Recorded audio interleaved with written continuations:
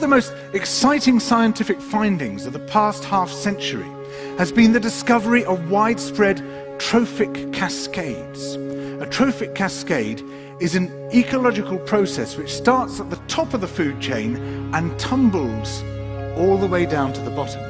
And the classic example is what happened in the Yellowstone National Park in the United States when wolves were reintroduced in 1995. Now, we all know that wolves kill various species of animals, but perhaps we're slightly less aware that they give life to many others. Before the wolves turned up, they'd been absent for 70 years, that the numbers of deer, because there was nothing to hunt them, had built up and built up in the Yellowstone Park, and despite efforts by humans to control them, they'd managed to reduce much of the vegetation there to almost nothing. They'd just grazed it away. But as soon as the wolves arrived, even though they were few in number, they started to have the most remarkable effects. First, of course, they killed some of the deer, but that wasn't the major thing. Much more significantly, they radically changed the behavior of the deer. The deer started avoiding certain parts of the park, the places where they could be trapped most easily, particularly the valleys and the gorges.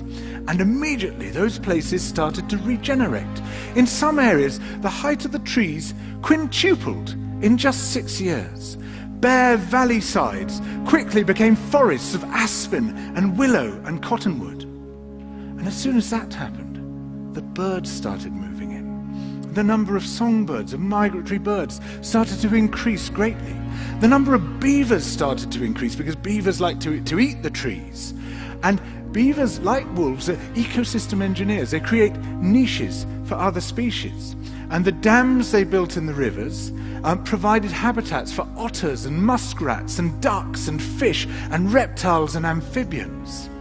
The wolves killed coyotes, and as a result of that, the number of rabbits and mice began to rise, which meant more hawks, more weasels, more foxes, more badgers.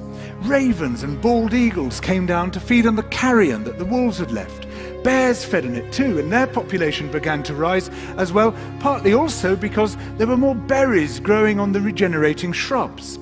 And the bears reinforced the impact of the wolves by killing some of the calves of the deer.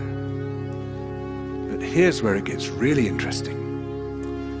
The wolves changed the behavior of the rivers. They began to meander less. There was less erosion. The channels narrowed. More pools formed. More riffle sections, all of which were great for wildlife habitats.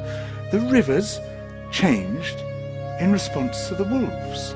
And the reason was that the regenerating forests stabilized the banks so that they collapsed less often, so that the rivers became more fixed in their course.